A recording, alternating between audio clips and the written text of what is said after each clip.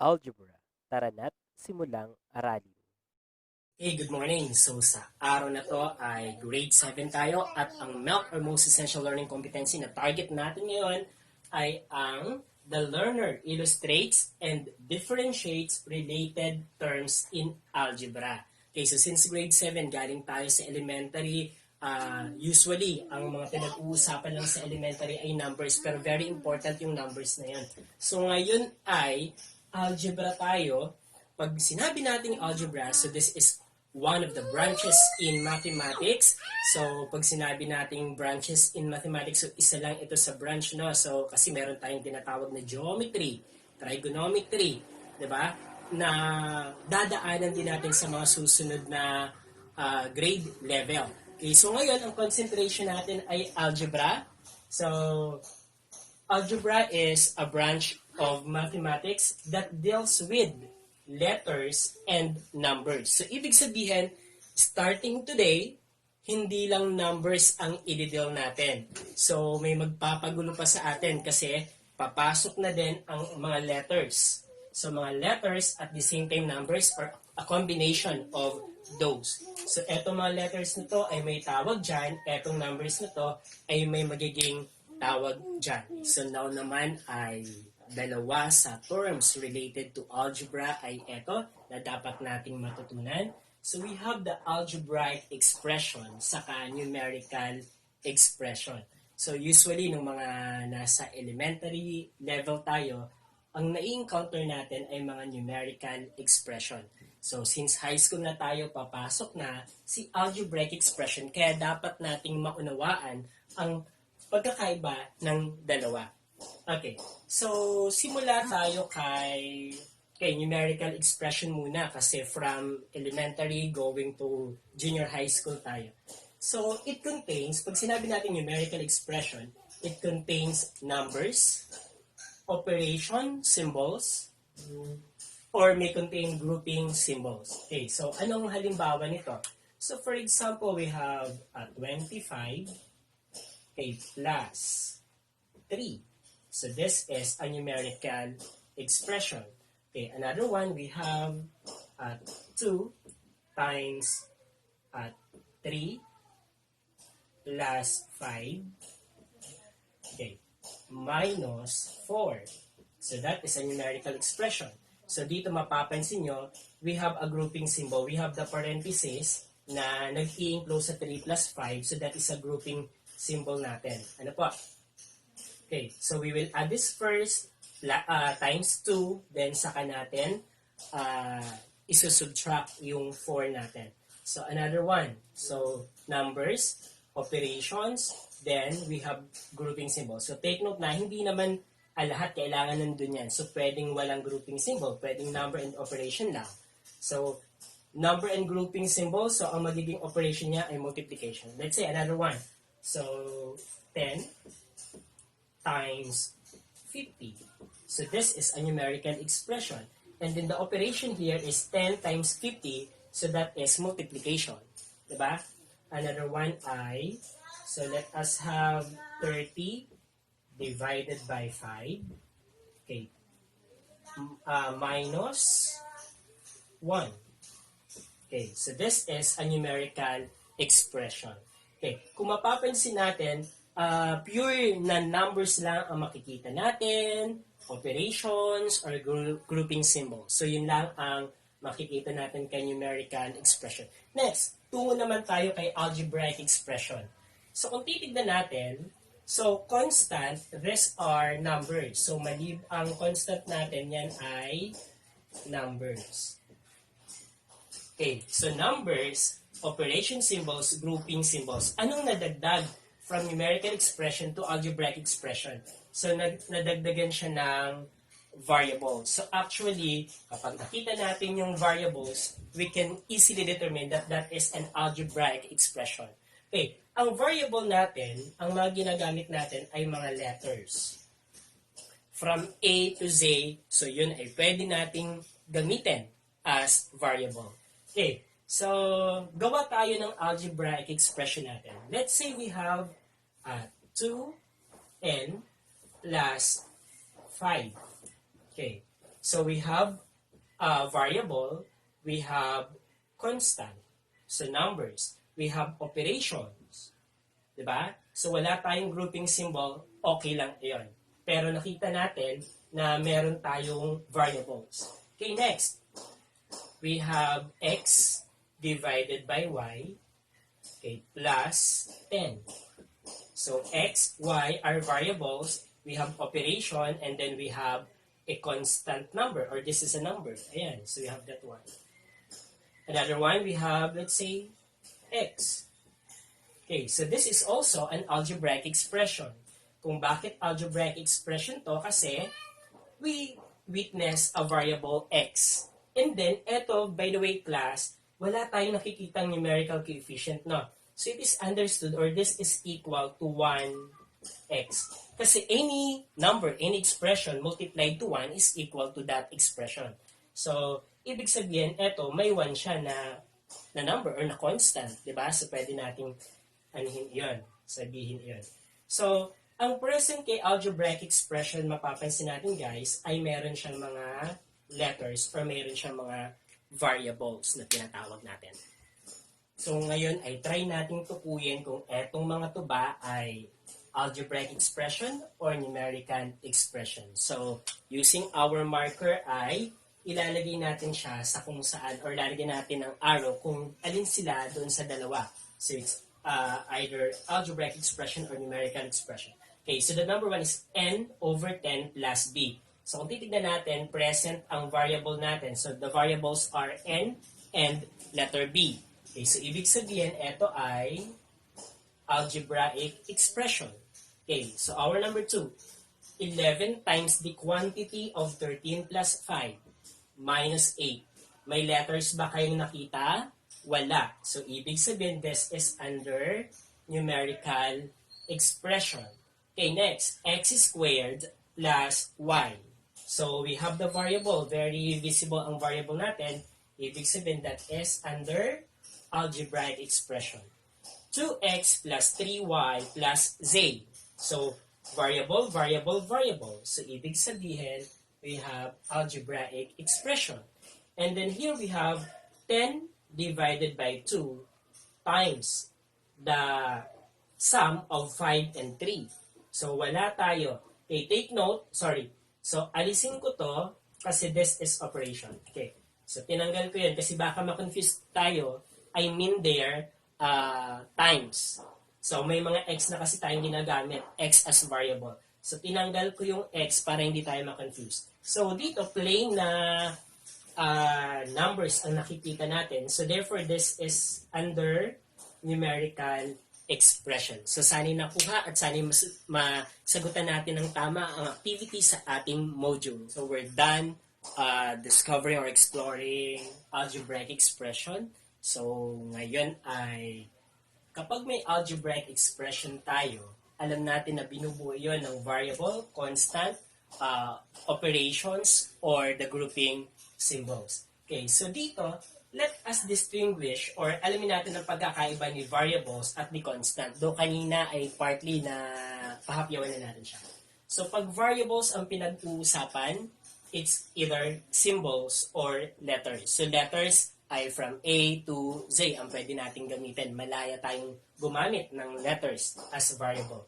And in constant naman, it is a specific value or this is a number. Okay, so dito, gagawa tayo ng algebraic expression and then we will box the constant and then encircle the variable. Okay, let's say we have 3xy. Okay, so box the constant. So, ito ibabox natin. Encircle the variable. So, ito naman ang i-encircle natin. So, 3 is constant. X, y are variables. Ayan. Okay, another one, we have, let's say, x over 10. Okay, so box the constant. Ang constant natin ay yung number, which is 10. And then encircle the variable. Our x is a variable because that is a letter. Okay, next, we have, let's say, a negative 2, A, B, C. Okay, so here, box the constant. Ang constant natin ay negative 2. Then, encircle the variables. So, the variables are the letters. We have A, B, C. Ayan. Okay? So, nakukuha ba? Sana ay nakukuha. So, ngayon naman, ang focus natin ay kay literal coefficient at numerical coefficient.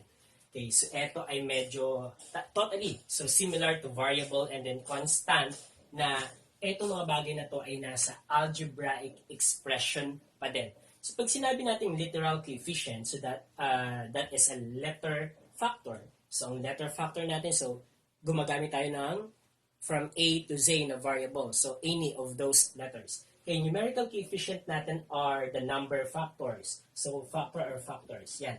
So let's say we have this. So, x, y, z. So, etong x, y, z is an algebraic expression.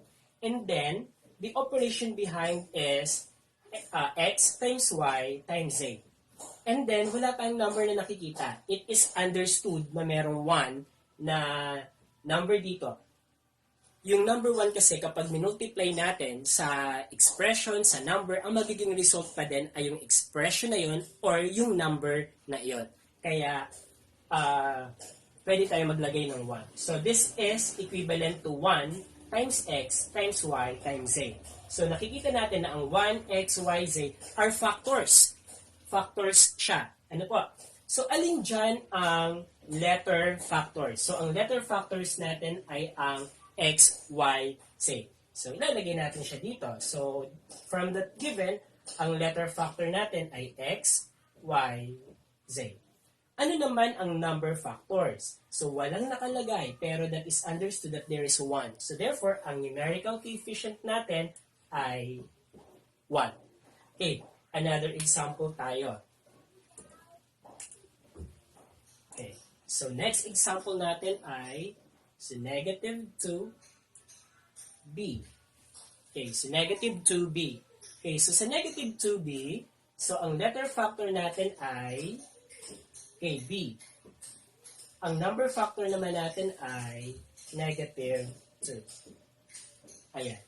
Okay, next, last example tayo. So let's say that we have 100 x squared, y cubed. Yan. So, our literal coefficient dito, it involves exponent. So, ang literal coefficient natin ay x squared, y cubed. Ang numerical coefficient naman natin ay 100. Okay, sir, bakit kasama yung 2 saka yung 3 na exponent? Ito kasi guys, this is equivalent to 100 x, x, y, y, y. So, 100 times x times x times y times y times y. So, dalawang beses minultiply ang base na x sa kanyang sarili. Ito naman ay 3 beses yung y sa kanyang sarili. So, since this is equivalent to this, kaya we have the x squared y cubed kasama yung exponent. Yun naman ay pag-uusapan natin ang terms. So terms is a part of algebraic expression and then it is separated by plus or minus signs. So yung terms natin, so pwede siyang constant term lang, pwede siyang a combination of literal and then numerical coefficient. So, yan. So, dito, gawa tayo ng halimbawa. So, for example, we have negative 2x squared plus 5x plus 3. So, we have this one. So, this is the first term. So, first term ito. Ito naman, second term. Ito naman, third term. So, ilang terms meron itong algebraic expression na to? So, meron siyang 3 terms. Ayan. Ano ang nagsiseparate ng terms? Sineparate siya ng plus. Ayan. Another one, gawa tayo ng isa pa. So, another one ay, let's say we have 10a squared minus b, okay, b cubed plus c, okay, plus c, ganyan. So, eto, first term, second term, third term. Sineparate siya ng minus at plus. Okay. So, ngayon ay, ang algebraic expression natin ay klina-classify with regards to terms. So, may tinatawag tayong monomial, binomial, trinomial, multinomial. Ma-distinguish natin to depende kung ilang terms meron ang isang algebraic expression. Kapag ito ay may one term lang, it is called monomial. So, gawa tayo ng halimbawa ng monomial. So, we have 10. So, that is a monomial. We have 2x. That is a monomial. Negative 3x squared. That is a monomial. Next tayo, binomial. Pag sinabi nating binomial, it has two terms. Okay, so ibig sabihin, may dalawa naman siyang terms. So let's say we have 2x plus 10. 1, 2. So we have two terms. Okay, another one, we have negative 3x squared minus 2x. So 1, 2. So we have two terms, that is binomial. Next, we have negative 3xy plus 10. So this is the first term, this is the second term. Two terms, we have two terms, that's why it is called binomial. Okay. Next, trinomial. So trinomial. So this has three terms. Okay, so may 3 terms naman siya. So, paano tayo gagawa niyan? So, let's say ito. So, 1, 2, 3. So, this is 3 terms. 1, 2, 3. This is also 3 terms. So, therefore, etong halimbawa dito ay halimbawa ng trinomial. So, isulat natin dito. So, we have negative 2x squared plus 5x plus 3. So, that is trinomial. Then, we have 10 a squared minus b cubed plus c. Gawa pa tayo ng isa. So, we could have a plus b minus c. So, 1, 2, 3. So, that is trinomial. Okay, multinomial naman tayo. So, pag sinabi nating multinomial, so that is greater than 3 terms. So, it has more than 3 terms. So let's say we have 2a plus b minus c plus 2d. So 1, 2, 3, 4. So 4 terms meron, kaya matatawag na siyang multinomial or multinomial. Okay, another one, gawa tayo. We have negative 3x plus y plus 2z plus 5. Okay, 1, 2, 3, 4. So, 4 terms. That is multinomial. Another one ay, so last example tayo. Okay, so we have a plus b minus c plus d minus e. So, 1, 2, 3, 4, 5. So, 5 terms. That is more than 3 terms, kaya that is under multinomial. So, sana ay makategorize ninyo ang algebraic expression na may-meet ninyo sa inyong module as monomial, binomial, trinomial, multinomial. Ngayon naman ay dito tayo sa mga terminology na to with regards to algebraic expression pa din. And then alam natin ang algebraic expression ay may mga term or terms. Okay, so isa sa dapat din nating malaman ay ito. So we have a constant term. So ano ba tong constant term na to? So this is a term without a variable factor.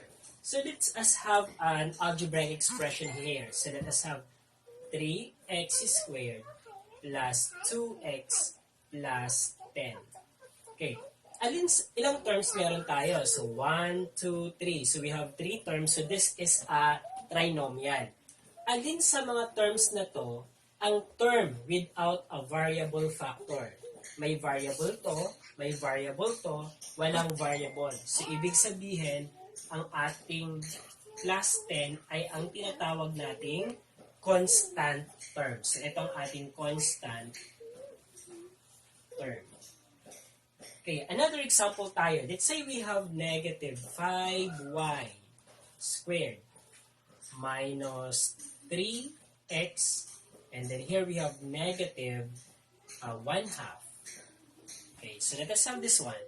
So, alin ang constant term? Ito ba na may y? Ito ba na may x? Or itong negative 1 half na walang letters? So, walang variable. So, ito ang ating constant term. So, ang constant term natin ay negative 1 half. Kasama yung sign. So, that is our constant term. Okay. Next naman ay ang similar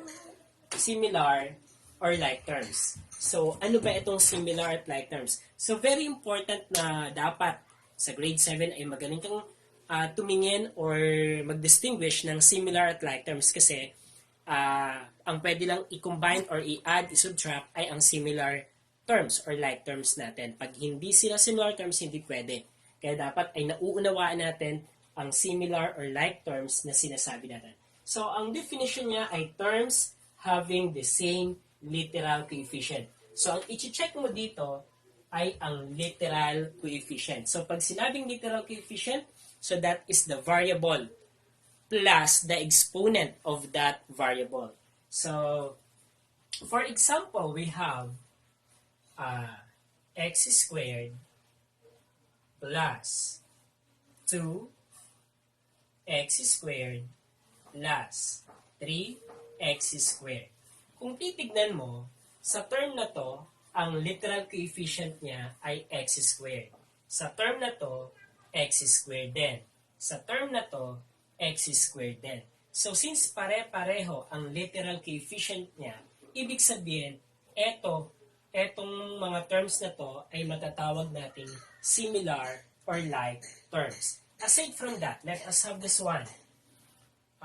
Let's say we have 3y plus we have y here, then plus 5y. Okay. So, eto, ang literal coefficient nito ay y, eto ay y din, eto ay y din.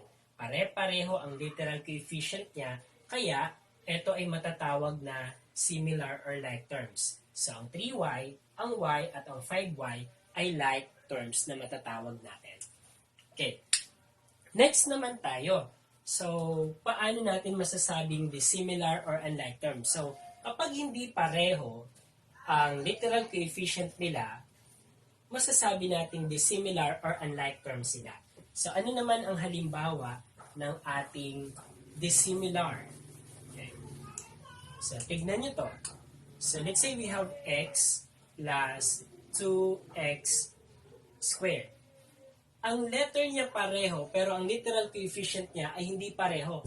Kasi ang exponent nito ay 1, samantalang ang exponent naman nito ay 2. So, ibig sabihin, magkaiba na ang literal coefficient niya. So, pag sinabi natin literal coefficient, so dapat ang exponent saka yung variable ay totaling magkapareho. So, pareho ang exponent, pareho ang variable nila. So, ito ay dissimilar or unlike terms. So, dissimilar sila.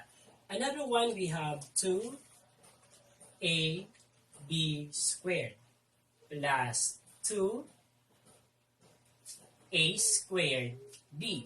Okay, so bakit naman ito ay dissimilar or unlike terms? Kasi, kung titignan mo ang literal coefficient, ito a b squared. Ito naman a squared b. So, kung ang A nila, magkaiba.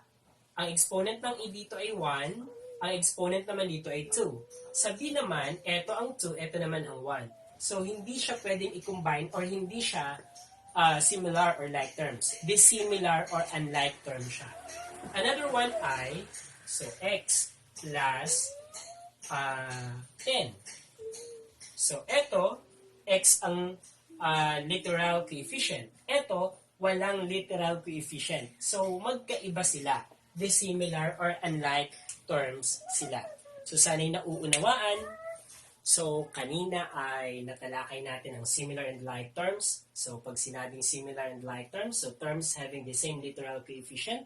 At pag sinabi nating literal coefficient, so, ang exponent niya, saka ang variable ang titignan natin. So, magiging similar or like term siya kapag ang literal coefficient ay pareho. At sa literal coefficient, ang titignan mo, si exponent at yung variable. So, nabanggit natin ang exponent. So, bagong terminology na naman na kailangan din nating matutunan. Okay, tignan nyo ito. So, we have 3 to the 4th power. Itong 4 na nasa upper right side ng ating 3, which is this one, which is 4, yan ang tinatawag nating exponent. Yan. So, anong ibig sabihin ng exponent? Ito yung nagsasabi sa atin. So, it tells how many times the base is used as a factor. So, ibig sabihin, so, etong 3 to the 4th power natin, this is equivalent to 3 times 3 times 3 times 3. 1, 2, 3, 4. So, that is the exponent natin.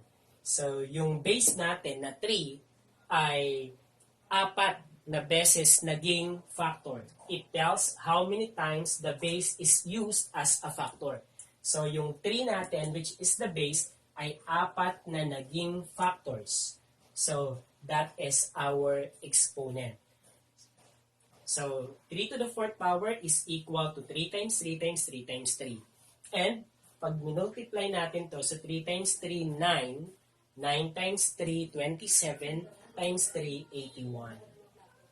So, that is equal to 81. So, take note, this is the base, yung 3, yung number na nasa upper right side ng base natin, that is the exponent, and it tells how many times the base is used as a factor. Okay, so magbigay pa tayo ng iba pang example.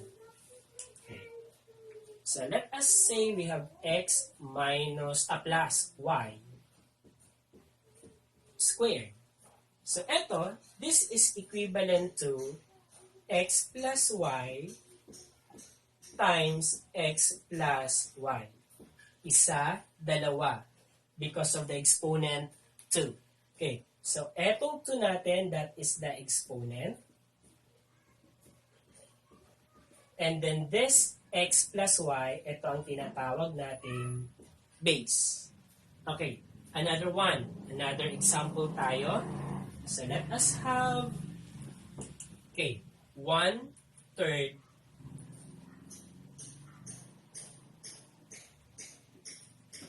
to the 5th power. So, etong 5 exponent, etong 1/3, ito naman ang ating base. At ito, this is equal to 1/3 times 1/3 times 1/3 times 1/3 times 1, 2, 3, 4, 5. Ayan. And then, so this is equivalent to 1 over, so 1 times 1 times 1 times 1 times 1 is 1, 3 times 3, 9 times 3, 27 times 3, 81, 81 times 3, we have 3, and then 24, so 243 over 243. Okay, so ngayon naman ay distinguishing pa lang tayo ng exponent at base. So sana ay nauunawaan natin iyon. Another one ay paano kapag meron tayong x lamang. So what is the base, what is the exponent?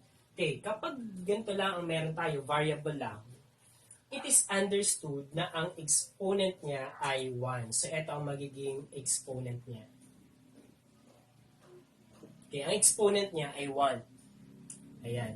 Ang base niya ay x. Okay, another one tayo.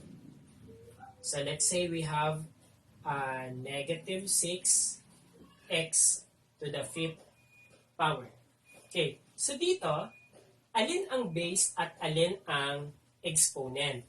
Okay, kung titignan natin, we have negative 6. Etong negative 6 ay hindi naman sakop ng exponent ng 5, no? So, eto, ibig sabihin yan, may exponent siyang 1. And then, eto naman, ang x naman natin, may exponent na 5. So, dito, kung titignan natin, ang exponent natin ay 5 at 1. Ang base naman natin, so eto ang ating exponent. Ang base naman natin ay negative 6 saka x. So, yan naman ang ating bases. Ayan. Okay, another one. So, eto walang parenthesis. Paano kapag may parenthesis? So, negative 6x raised to the 5th power.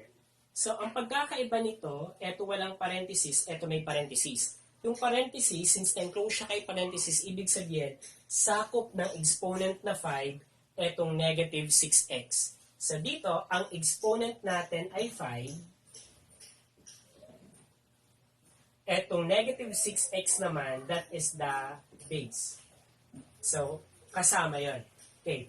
And eto, this is equal to negative 6x times negative 6x times negative 6x times negative 6x. 1, 2, 3, 4, 5. Okay, so that is equivalent to that. Samantalang ito, this is equivalent to negative 6 x, x, x, x, x. 1, 2, 3, 4, 5. So, ito ang equivalent expression ng negative 6x to the 5th natin. So, take note, ito walang parenthesis. Ang cover lang ng 5 ay ang x. Hindi niya cover ang negative 6. Ang negative 6 ay may exponent na 1.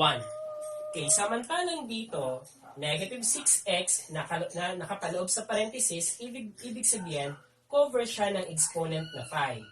So, ang exponent ay 5, ang base ay negative 6x. And this is equal to like this. So, negative 6x times negative 6x times negative 6x times negative 6x times negative 6x. So, sana ay sundan at natutunan at nang masagot ninyo ng tama ang exercises sa inyong module. Subscribe for more math gabay learnings and video lessons.